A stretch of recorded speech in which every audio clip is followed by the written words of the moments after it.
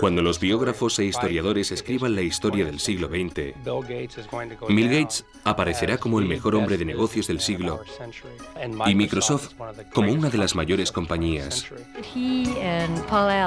Paul Allen y él vieron desde el principio el potencial que había para cambiar la vida de todos nosotros.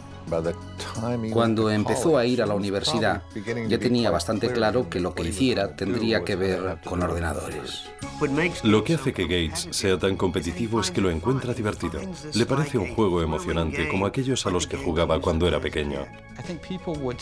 Creo que la gente percibe que Microsoft está siempre con los dos pies en la línea de la falta. No hay duda de que dentro de 100 años se hablará de él como una persona que transformó una era, igual que hoy se habla de Rockefeller y Carnegie, personas que también transformaron una era. Bill Gates.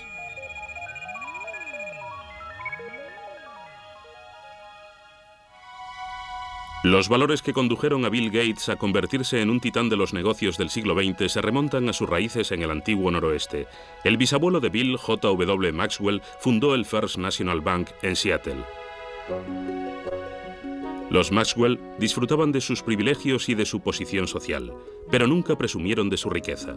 Su hijo Willard, también banquero, y su esposa Adele, una apasionada de las cartas, se encontraban entre los personajes públicos más destacados de Seattle. Su única hija, Mary, era una niña despierta e inteligente que se dio a conocer como representante de alumnos de la Universidad de Washington. Atlética y emprendedora, a Mary Maxwell se la conocía como Risitas. Su voluntad y su energía sorprendían a todo el que la conocía. Hay gente que tiende a estar siempre en el centro de la acción. Mary estaba siempre en el centro de la acción. Mary era sincera, decidida, encantadora e increíblemente enérgica.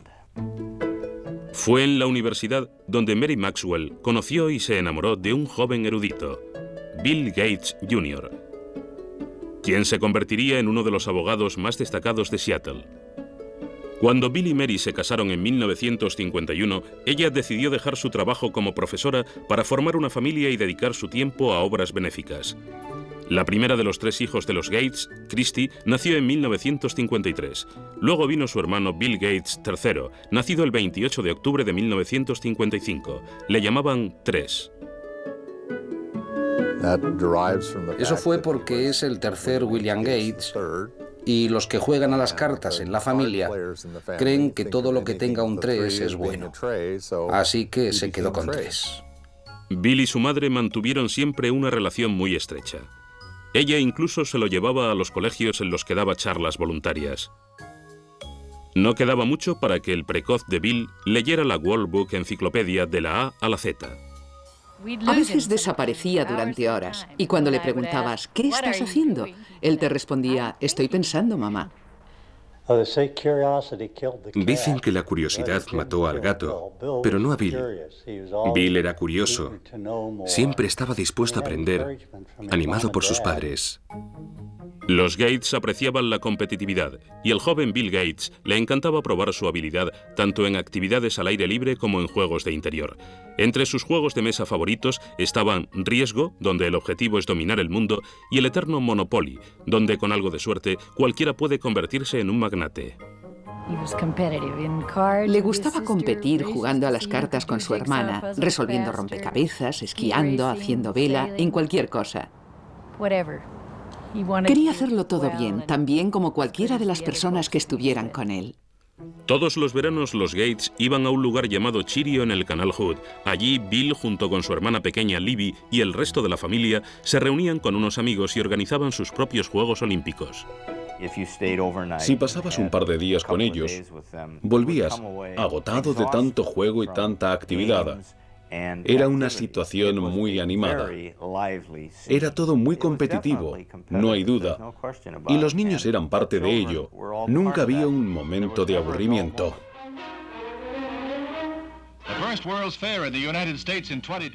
Cuando se inauguró la Expo de Seattle en 1962, los Gates se apresuraron a ver las maravillas que predecían para el siglo XXI, tecnología informática incluida. A menudo Bill volvía a visitar las exposiciones de alta tecnología. Ya estaba claro que tenía una habilidad innata para las matemáticas y las ciencias. Sin embargo, Bill se estaba volviendo algo individualista y mostraba signos de rebeldía preadolescente que le hacían discutir con su madre.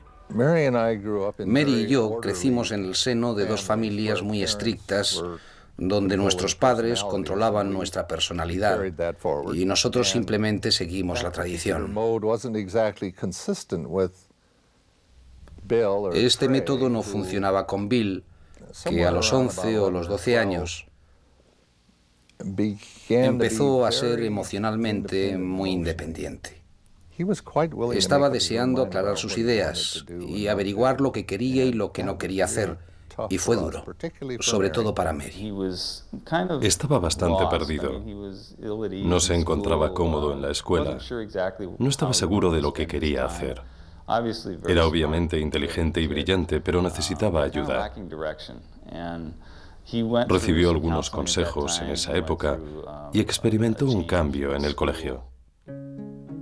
Aunque creían en la educación pública, los padres de Bill pensaron que su hijo encontraría mejores consejos y más disciplina en Lakeside, la mejor escuela privada de Seattle para chicos de su edad. Solo aceptaban a los mejores alumnos, a los más brillantes, y Bill encajaba perfectamente en esa descripción. Allí empezó a transformarse, encontró nuevos amigos y clases más estimulantes. Era excelente en matemáticas.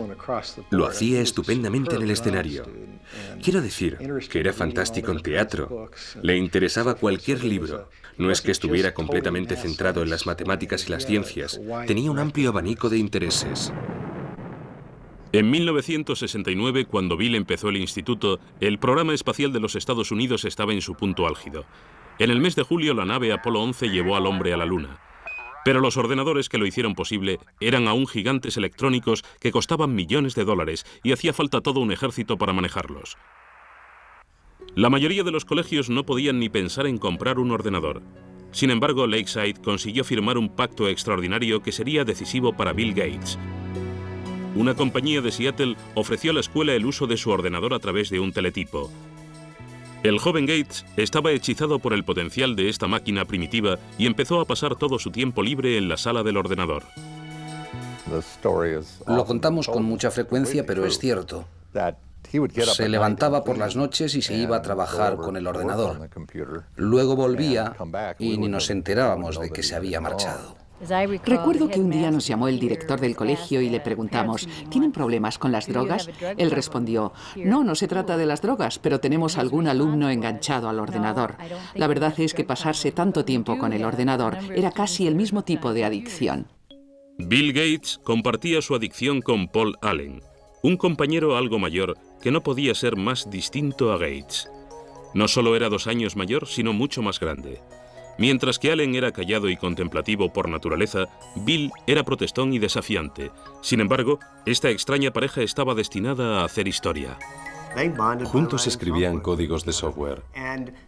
Eran competitivos, Paul Allen y Bill Gates. De vez en cuando se peleaban. Una vez, Paul Allen echó a Bill Gates, que era algo más joven, del grupo en el que escribían los códigos. Luego se dio cuenta de que necesitaba que Gates volviera. No podía hacer nada sin él. Gates dijo, me alegro de volver, pero ahora mando yo. En 1970, cuando Bill tenía solo 15 años, Paul Allen y él se metieron en negocios. Se llevaron 1.400.000 pesetas limpias con Trafo Data, un sistema computerizado que crearon para medir el tráfico en el área de Seattle. Aunque Bill contaba con el dinero de la familia, estaba decidido a amasar su propia fortuna. El padre de uno de los amigos de la infancia de Bill contaba que Bill olía los dólares y que siendo un niño conocía el valor de un contrato. Incluso tenía un contrato para utilizar el guante de béisbol de su hermana mayor, un documento firmado y perfectamente legal. En el verano de 1972, a los 17 años, Bill fue a Washington, D.C. para trabajar como ayudante del Senado. Esta toma de contacto con la política y el gobierno le sería de gran ayuda más adelante. Ese otoño, cuando regresó a casa, solicitó un permiso en la escuela, ya que Paul Allen y él habían conseguido su primer trabajo en una compañía de ordenadores. Empezaron a hablar de fundar su propia compañía, Pero los Gates insistían en que su hijo terminara el instituto y fuera a la universidad. A su madre le preocupaba que estuviera socialmente inadaptado. Tal vez lo estuviera, pero tenía otras cosas en la cabeza.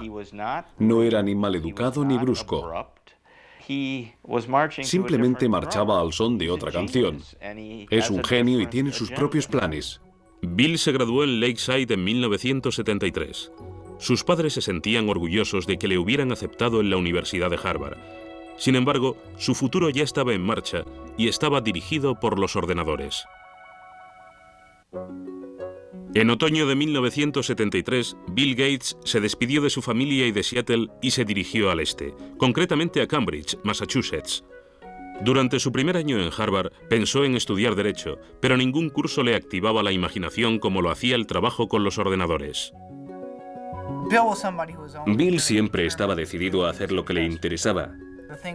Para lo que menos le interesaba, entre ello las clases, simplemente se dejaba llevar y utilizaba su talento. Recuerdo que estaba en una clase de introducción a la literatura griega en la que, ni hablar de lo que estuvo haciendo durante el año, claro, pero se quedó despierto la noche anterior al examen, luego se durmió en medio de la prueba y aún así sacó un notable. No es extraño que Bill se quedara dormido en el examen. Entre las clases y el tiempo que pasaba en la sala de ordenadores de Harvard, parecía que estaba en marcha las 24 horas. Llegaba a la habitación y a veces ni se quitaba la ropa. Simplemente se tumbaba en la cama, que por supuesto estaba sin hacer porque nunca tenía tiempo para eso. Y se quedaba dormido, con la puerta abierta, completamente vestido. Se tumbaba y se dormía. Cuando había descansado, ¡boom!, se levantaba y se ponía en marcha. Bill tuvo el tiempo suficiente como para hacer buenos amigos en Harvard, pero su vida social no era prioritaria. Solo salía con chicas de vez en cuando y obtenía diversos resultados. Entrevisté a varias mujeres que habían salido con Bill alguna vez y una me dijo que la primera pregunta que él hizo fue ¿cuánto sacaste en el SAT? Esto no es exactamente lo que a una jovencita le apetece escuchar, pero Bill Gates había sacado 800 puntos en la parte de matemáticas de la prueba. Estaba muy orgulloso de ello y quería asegurarse que la chica que saliera con él había obtenido un buen resultado. Bill destacaba en matemáticas, pero cuando se dio cuenta de que no era el número uno en Harvard, decidió no hacerse matemático. Mientras seguía sin saber a qué dedicarse, continuó probando nuevas actividades fuera de la clase. Pasaba mucho tiempo jugando al pinball y a los videojuegos, sobre todo al póker. En la universidad todos jugábamos mucho al póker. Es un juego muy competitivo y, en cierto modo, puede que sea una forma perfecta de prepararse para el mundo de los negocios. Bill pasó de ser un jugador al que cualquiera podía ganar a ser muy bueno. Pero fue Paul Allen, antiguo compañero de colegio y socio de Bill, quien trajo la suerte a Gates. Allen se había trasladado a Boston para trabajar. En diciembre de 1974, cogió una revista en Harvard Square. La portada de Popular Electronics anunciaba la llegada del primer mini ordenador, Altair 8800. Corrió a mostrárselo a Bill. Gates y Allen sabían que el ordenador personal había llegado. Sabían que iba a ser algo fuerte, algo revolucionario para la sociedad. Supieron reconocer el momento. El Altair estaba fabricado por una pequeña compañía de Albuquerque, Nuevo México, no muy lejos de la central nuclear de Alamogordo. Ed Roberts, director de la compañía, buscaba a alguien que elaborara el software de su único ordenador personal. Gates y Allen le convencieron de que podían hacerlo, así que estuvieron trabajando día y noche en la sala de informática de Harvard durante 2 meses. En febrero de 1975, Paul Allen fue a Albuquerque para probar el programa que Gates y él habían creado. Cuando cargó lo que Bill Gates llamaba el código más chulo que he creado nunca en el Altair, vio que funcionaba. Este sería un momento histórico en la industria del software. No creo que apreciáramos lo de Albuquerque en ese momento. Pero no tardamos en darnos cuenta de que estaban en el comienzo de algo que podía ser importante.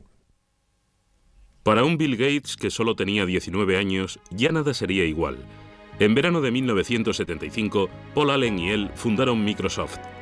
Su trabajo con la compañía de Ed Roberts resultó llevarles tanto tiempo que Bill tuvo que dejar Harvard antes de terminar su último año para trasladarse a Albuquerque. Para Mary Gates, la decisión de su hijo fue una gran decepción. Le dijimos que habíamos ahorrado para que fuera a la universidad y que si no terminaba en un tiempo razonable, tendríamos que destinar esos ahorros a otra cosa. En ese momento nos dijo que estaba de acuerdo, que probablemente volvería a estudiar cuando llegara el momento. Bill estaba seguro de que había tomado la decisión adecuada, pero transformarla en software no iba a ser tan sencillo. El entorno de los ordenadores personales estaba rodeado de usuarios que querían compartir información nueva y software sin pagar. Esto enemistó a Bill con sus colegas. Había un montón de chavales y universitarios intentando enterarse. Bill no caía muy bien porque les decía que eso era robar, que él lo había creado y que era suyo. El negocio estaba lleno de piratas informáticos. De hecho, Gates escribió una carta a los aficionados a los ordenadores advirtiéndoles acerca de las consecuencias de copiar el programa de Microsoft. Empezaba: la mayoría robáis software. El hardware hay que comprarlo, pero el software se comparte. ¿A quién le importa si se paga o no a los que lo hicieron?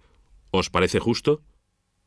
Sin embargo, los que lo roben, al final perderán. Se le veía como una especie de renegado. La ética que prevalecía entonces era distinta. Pero creo que la industria del software no habría evolucionado como lo ha hecho sin alguien que estuviera ahí para decir lo que hacía falta. Bill también había tenido problemas con Ed Roberts, que le consideraba un mimado odioso. No estaban de acuerdo en casi nada, y Roberts era un magnífico adversario. Ed Roberts era un hombre bastante grande. Medía 1,80 m y pesaba 130 kilos. Y Bill Gates era... Vamos, había creado Microsoft con 19 años y parecía que tenía 13. Estaba empezando a salirle barba y ya se enfrentaba con Roberts cara a cara. El enfrentamiento final tuvo lugar en mayo de 1977, cuando Roberts vendió el negocio y Gates tuvo que demandarle para quedarse con el software que Paul Allen y él habían creado para la compañía. Gates ganó. Microsoft empezó a crear nuevos programas. Gates y Allen empezaron a vender sus productos a otras compañías informáticas. A finales de 1978, con unas ventas cercanas a los 80 millones de pesetas, trasladaron Microsoft de Albuquerque a Seattle. Bill se alegraba de haber vuelto y metió la quinta para promocionar la empresa en su ciudad. We always design with the future in mind. Our research people are always tracking the latest in hardware and software technology. El auténtico genio del marketing de Microsoft era Bill Gates. En los primeros momentos, era el quien salía a la calle para vender su compañía y su software. A menudo se llevaba a su madre en sus viajes. La madre de Bill, respetada y con buenos contactos, se convirtió en un personaje fundamental en la trayectoria profesional de su hijo. Mary trabajaba en varias corporaciones y en la Universidad de Washington. Estaba en la junta directiva de United Way. Además, conocía al director de IBM y así fue como su hijo conoció al director de IBM gracias a ella. En noviembre de 1980, IBM llamaba a la puerta de Microsoft. El mayor fabricante de ordenadores del mundo quería hablar con Gates y Allen acerca de un sistema operativo para su nueva línea de ordenadores personales. Desde la primera reunión, IBM captó mal a la persona con quien estaba negociando. Parecía un crío. Estaba delgadito. Llevaba una pelambrera algo informal. Y la gente no le tomaba como un hombre de negocios. Pero los jefazos de IBM pronto descubrieron que Gates no era un principiante. Les convenció de que Microsoft podía enviarle software nuevo. De este modo compró un sistema operativo ya existente y luego lo adaptó a los ordenadores de IBM. Lo llamó MS-2. Bill Gates, un hombre de negocios sagaz, sabía dónde encontrar un sistema operativo. Salió a la calle y a pocos kilómetros lo encontró por 800 millones de pesetas. Pero lo mejor fue que para desarrollar ese sistema operativo para IBM, querían comprar el código original de lo que les había dado los derechos sobre el sistema operativo, o lo que se dio a conocer como DOS. Pero Microsoft se negó a firmar. Al no tener los derechos sobre el sistema operativo, IBM tendría que pagar a Microsoft por cada copia de DOS que instalara en sus ordenadores. IBM estaba a punto de perder su puesto en la lista de ventas. Mientras el resto de las compañías compraban ordenadores más baratos que los de IBM, Microsoft les vendía el mismo sistema operativo a todas. En ese momento se estaban fabricando muchos ordenadores. Me sorprendió que no sé quién ganará en el negocio del hardware, pero Microsoft tiene muchas posibilidades en el del software. Entre 1978 y 1981, el crecimiento de Microsoft fue espectacular. La plantilla pasó de 13 a 128 empleados.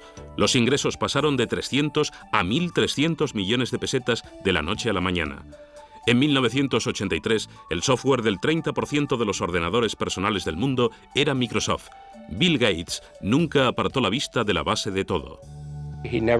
Nunca volaba en primera a menos que fuera absolutamente necesario. A menudo viajaba en autobús y se ponía una manta por la cabeza para poder dormir. Sus padres le habían educado en el valor del dinero y del trabajo, y esto se reflejaba no solo en cómo llevaba su vida, sino en cómo llevaba a Microsoft. A principios de los 80, la industria pasaba por un momento importante, sobre todo para aquellos que aún no habían cumplido los 30. Microsoft empezó a trabajar con el software de compañías innovadoras como Apple y su gurú Steve Jobs. Muchos consideraban el Macintosh y su software lo más ingenioso del momento, el producto del futuro. To create a new standard, it takes something that's really new and really captures people's imagination. And the Macintosh, of all the machines I've ever seen, is the only one that meets that standard. Pero Microsoft y Apple no tardarían en iniciar una dura lucha por los derechos de la siguiente generación de programas de software. Bill Gates estaba a punto de recibir una noticia que haría que Microsoft se tambaleara.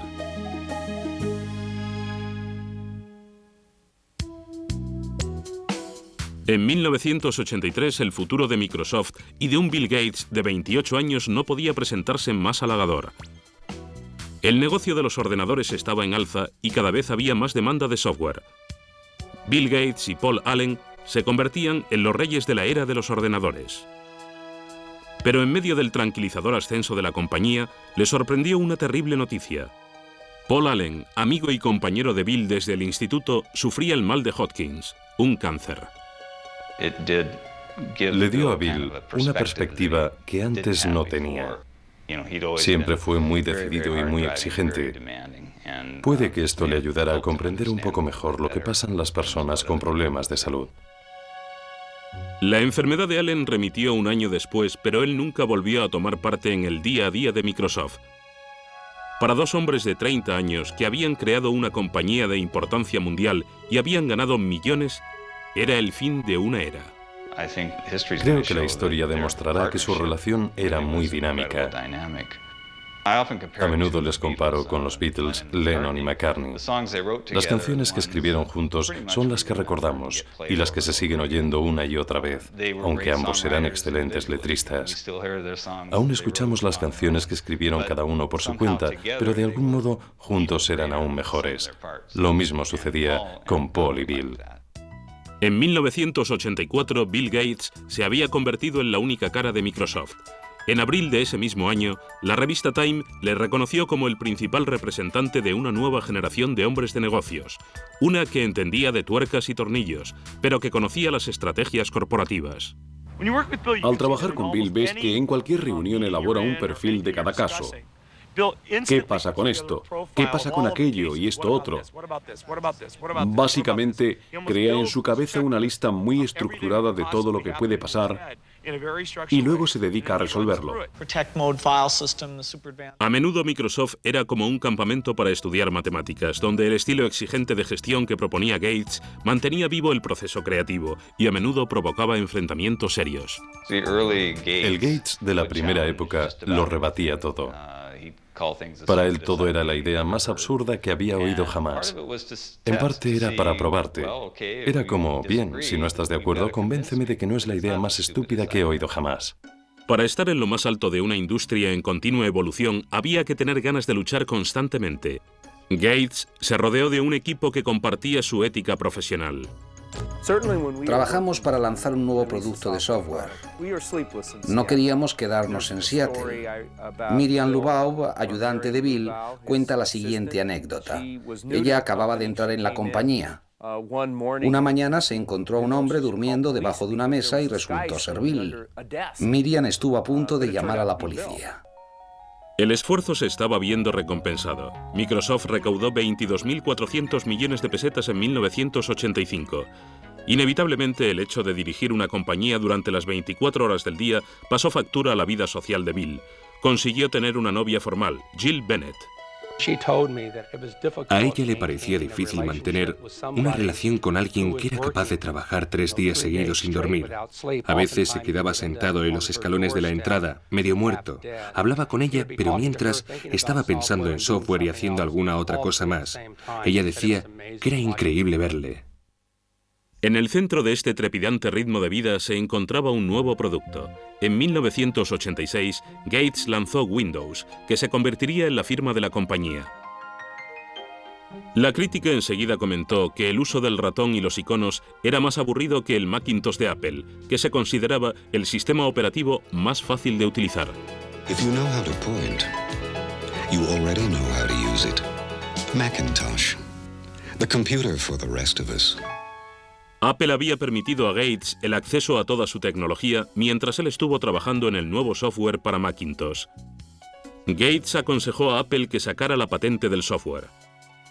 Pero Apple estaba más interesada en vender ordenadores que en el programa, así que ignoraron la propuesta. Una vez más, Gates aprovechó la ocasión y salió corriendo. En esta industria competimos y colaboramos al mismo tiempo. Un día Bill me dijo, ¿sabes una cosa? Soy un competidor, así que aunque eres mi amiga, no me des información que no quieras que use contra ti. Porque voy a competir contigo y si me dices algo que me pueda servir, lo utilizaré. Pero Apple decidió que Gates no se iba a aprovechar del negocio, así que amenazó con presentar una demanda contra Windows.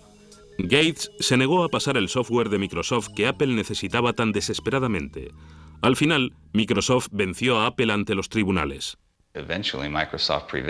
Finalmente, Microsoft demostró que aunque ambos ordenadores funcionaban de forma similar, cada una de las funciones de Windows era muy diferente a las de Macintosh. Aunque la primera versión de Windows no era perfecta, le dio a Microsoft un nuevo empujón económico. En 1986, Bill Gates puso a la venta la compañía. Se quedó con el 45% de las acciones, lo que le convertía en millonario a los 31 años. Aún así, Gates nunca se sintió seguro con respecto a la situación de la compañía. No quiere fallar. Y cuando se tiene ese miedo, cuando estás siempre mirando hacia atrás, a ver quién viene y quién pretende quedarse con Microsoft, te consumes y te haces la persona más competitiva de la industria. Vive intensamente. Gates fue ganándose la reputación de ser despiadado y algunos empezaron a aliarse para ir contra él. IBM empezaba a ganar popularidad y tenía en su mano la posibilidad de quitar de en medio a Microsoft para siempre. En 1987, Bill Gates era uno de los billonarios más jóvenes del mundo. Y Microsoft parecía tener luz verde en el suministro de software para ordenadores personales. Sin embargo, estaba a punto de enfrentarse a una grave crisis. Ahora que los peces habían despegado, IBM decidió atacar con su propio sistema operativo para desbancar a dos cuyos derechos eran de Microsoft. El nuevo sistema se llamaba OS2. Nos preocupaba saber si podríamos capear el temporal, sobre todo teniendo en cuenta que era un temporal muy fuerte. IBM, una compañía muy fuerte, muchos empleados, mucho dinero, capacidad potencial para apartar a Microsoft del negocio de los sistemas operativos. Paradójicamente, Microsoft intervino en la creación de OS/2, pero Bill Gates no quería abandonar su sistema. Decidió arriesgar el futuro de su compañía y su propia reputación con la versión de Windows que su equipo estaba actualizando, aunque ello significara la pérdida de IBM como cliente principal. El 22 de mayo de 1990, Microsoft lanzó Windows 3.0. Esta nueva versión se convirtió en un éxito de ventas.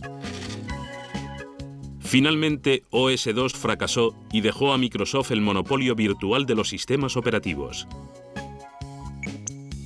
La Comisión Federal de Comercio empezó a recibir quejas de que Gates utilizaba su control sobre los sistemas operativos para acabar con la competencia recortando los precios de los productos Microsoft. Parecía que el director de Microsoft se estaba creando una imagen de ángel exterminador. Bill Gates no es un vándalo. Simplemente necesita ganar. Hacerlo de una forma elegante o no carece de importancia. Lo importante es ganar. Una política de precios agresiva no era lo único que se le criticaba a Microsoft. En 1993, el Departamento de Justicia abrió una nueva investigación. Estudiaron el hecho de que Microsoft estuviera cobrando a los fabricantes de ordenadores unos derechos según el número de ordenadores que vendieran, incluidos los que no llevaban el software de Microsoft. Hicieron pagar los derechos a los fabricantes de ordenadores, tanto si llevaban el software de Microsoft como si no. De este modo, evitaban que la compañía entrara en el mercado. The Justice Department has charged Microsoft, the world's largest software company, with using unfair marketing and contracting practices to choke off. En julio de 1994, Microsoft consintió dejar de cobrar los derechos en cuestión y el Departamento de Justicia cerró el caso. Gates nunca admitió que Microsoft tuviera un monopolio e insistía en que simplemente estaba proporcionando un software mejor a precios más bajos. We're not like an alligator. We don't go around and eat things. We come out with these little boxes, these nice little software packages, and you stick them in your computer and you either have fun using it and it helps you get things done or not. Pero para los inversores no era tan sencillo. Las investigaciones del gobierno y la lucha con IBM y Apple hicieron que el valor de las acciones de Microsoft descendiera. Ahora más que nunca había que sacar la siguiente versión de Windows. Gates encontró un modo de relajar la tensión. Apareció en una campaña publicitaria con Steve Ballmer, el Top Gun de Microsoft. Hizo varias apariciones estelares en convenciones. Un día incluso llegó vestido de Mr. Spock. Gates instituyó las microolimpiadas. Esta desordenada competición entre los empleados de Microsoft recuerda a los juegos a los que Gates jugaba de pequeño en el canal Hood. Era como un campamento de verano para adultos. Íbamos a su casa y él se pasaba siglos pensando en nuevos juegos. Era el maestro de ceremonias. Nos dividía en equipos teniendo en cuenta cómo íbamos a interaccionar y luego nos poníamos a jugar a los juegos típicos de los campamentos. En una de esas microolimpiadas es donde conocí a Melinda. Melinda French tenía 28 años, se había graduado en Duke y tenía un máster en gestión y dirección de empresas. Llevaba varios años trabajando en un puesto directivo en Microsoft. Para los familiares y amigos de Bill, estaba claro que era la mujer con quien Gates, a sus 37 años, había decidido pasar el resto de su vida. Estuvo saliendo con Melinda bastante tiempo antes de la boda. Siempre parecía que había algo especial entre ellos. Tenían tal nivel de intimidad y de conexión que saltaban chispas. Es una persona maravillosa. La pareja perfecta para él. Es muy inteligente, organizada, comprensiva. Le interesa mucho la familia y la vida familiar. Bill y Melinda se casaron en Hawái el 1 de enero de 1994. La noche antes de la ceremonia, Bill organizó una velada especial para Melinda. Contrató a Willie Nelson para que tocara la noche antes de la boda. Fue toda una sorpresa. Bill se levantó y dijo: estoy absolutamente enamorado de Melinda y quería cantar algo para ella esta noche, pero como no canto muy bien, le he pedido a un amigo que venga y que nos cante algo. Fue una gran sorpresa. Bill encontró en Melinda una compañera que no solo le daba la clase de felicidad personal que buscaba, sino también entendía las necesidades del negocio. Pero meses después de la boda, la felicidad de Bill se convirtió en angustia. Su madre, Mary, que había sido su más fiel aliada, sufría cáncer de mama. Murió en la mañana del 10 de junio de 1994. Bill acudió a su casa para estar junto a su madre. Cuando llegó a casa, hacia las 3 de la madrugada, la policía le había parado por exceso de velocidad. Por supuesto, el policía le reconoció. No era la primera vez que le paraban por ir demasiado rápido. Le miraron y le dijeron, ¿qué pasa? Él respondió al policía con lágrimas en los ojos. Lo siento, mi madre acaba de morir. El policía le dijo que siguiera, pero que aminorara la marcha. La muerte de su madre le afectó. Nos afectó mucho. En los años siguientes, Bill continuó la creación de una asociación filantrópica destinada a proyectos educativos y de salud, desde donde lo había dejado su madre. Pero ni toda su riqueza ni todo su poder le protegerían de la crisis a la que se enfrentaría Microsoft. En 1995, Bill Gates, con 39 años de edad, se había hecho la vida de casado. Con su mujer Melinda, se tomó algún tiempo libre para explorar el mundo, desde África hasta China. Parecía que ahora sí, Bill Gates lo tenía todo. This is a man so successful, his chauffeur is Ross Perot, ladies and gentlemen. Please welcome Bill Gates and the Bill Gates Dancers. 1995 fue también un año sensacional para Microsoft. Windows 95 se lanzó a bombo y platillo. El show de Jay Leno iniciaba la campaña publicitaria del software. Windows 95 is so easy, even a talk show host can figure it out. Gates seguía siendo el mejor vendedor de Microsoft, pero de ahora en adelante el jefe no viviría solo para el negocio. El 26 de abril de 1996, Bill y Melinda daban la bienvenida a su primer hijo, una niña llamada Jennifer. Está encantado con la niña. Es maravilloso verle.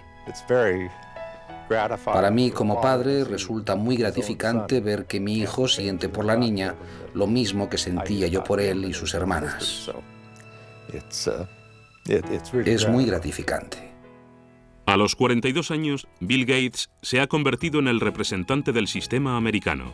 Hoy es el hombre más rico del mundo, con un capital de más de 8 billones de pesetas. Es miembro de un grupo de élite en el que se encuentra Bill Clinton, con quien comparte su pasión por el golf. Presumir de dinero nunca ha sido el estilo de Gates, quien ha gastado siempre bastante en comodidades. En 1997, Bill, su esposa y su hija se trasladaron a una casa de ensueño valorada en 8.700 millones de pesetas. Además del alojamiento de la familia y de los invitados, la casa tiene una librería en la que se encuentra el cuaderno de notas de Leonardo da Vinci, por el que Gates pagó cerca de 5.000 millones de pesetas. Aunque la casa se utiliza en muchas ocasiones para los negocios, para la familia Gates no es más que su hogar. No es más que una casa para la familia, una casa agradable. Recuerdo la primera vez que fui después de que estuviera completamente terminada. Empecé a ver coches de juguete por todas partes. Quiero decir que no es una casa antiséptica en la que te da miedo sentarte o tocar algo. Aunque Bill viva rodeado de tecnología, ha mantenido el sentido de la labor social que con tanto empeño inculcó Mary Gates a todos sus hijos. Bill se ha comprometido a donar gran parte de su fortuna a la Fundación William H. Gates con la ayuda de su mujer y su padre. Han repartido 3.200 millones de pesetas entre las bibliotecas del país para comprar ordenadores con el fin de que otros puedan experimentar lo que Gates sentía cuando era pequeño. No todo el mundo puede comprarse un ordenador. Él se dio cuenta de que darle a todos los americanos, tengan 12 años o tengan 92, la oportunidad de acceder a uno, permitiría que todos experimentaran las sensaciones que él tuvo de joven, cuando estaba en Lakeside. Gates y su familia también han donado 13.000 millones de pesetas a proyectos educativos y de investigación médica. Aunque se le ha criticado por no emplear más tiempo y más dinero en la filantropía, a sus 42 años, Gates no está dispuesto a dejar el timón de Microsoft. La industria sigue evolucionando. Es un juego perfecto porque nunca termina. No puedes sentarte y relajarte. De hecho, en 1997, Gates se dio cuenta de que se estaba quedando atrás en el mercado de Internet. Una compañía llamada Netscape controlaba las ventas de los buscadores de Internet, el software necesario para acceder a los sitios de Internet. En cierto modo, creo que Internet le dio a Bill un nuevo impulso, porque se trataba de algo nuevo que conquistar. Gates decidió limar las diferencias con Netscape, incluyendo su buscador Explorer, con cada copia de Windows. Se trataba de un intento de eliminar a su rival. Si Microsoft decide desbancar a Netscape o a cualquier otra compañía, el consumidor no tendrá dónde elegir. Y si el consumidor no tiene dónde elegir, el mercado no puede funcionar.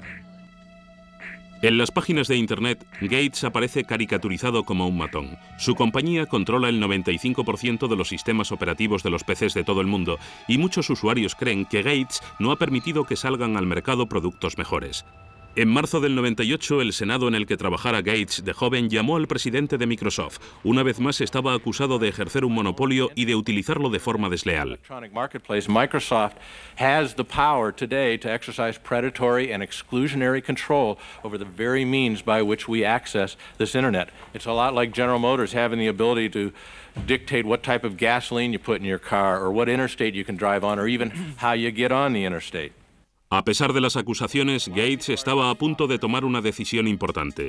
La orden de no entregar Internet Explorer con Windows 98 quedaba revocada. Pero Gates seguía en la boca del lobo. En mayo de 1998, el Departamento de Justicia y 20 estados interpusieron una demanda antimonopolista contra Microsoft. Llevaría años revelar los entresijos legales de este caso, aunque ya se han llevado a cabo las investigaciones pertinentes, lo cual ha pasado factura al joven presidente de Microsoft. Creo que para Bill ha sido un duro golpe. Le he visto abatido y deprimido. Yo estaría igual. Una vez tuve una inspección de Hacienda y me pareció horrible. Me imagino que esto será mucho peor. Puede que Gates se sienta herido por los ataques que han recibido tanto él como Microsoft, pero su negocio sigue siendo fuerte y sus clientes siguen ahí. En cuanto al futuro, Bill ya ha comenzado a llevarse la compañía a un nuevo terreno. En 1996 empezó con un canal 24 horas por cable, MSNBC. Ahora es el dueño del mayor archivo de fotografías digitalizadas e imágenes de arte.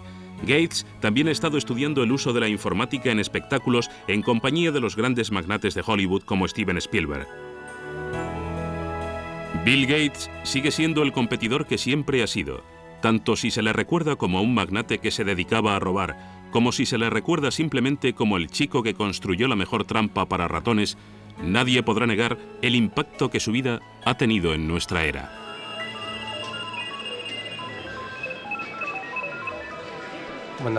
Cuando biógrafos e historiadores escriban la historia del siglo XX, Bill Gates aparecerá como el mejor hombre de negocios del siglo y Microsoft como una de las mayores compañías. Es increíble lo que ha conseguido en poco tiempo. No hay duda de que es uno de los mayores éxitos del siglo XX.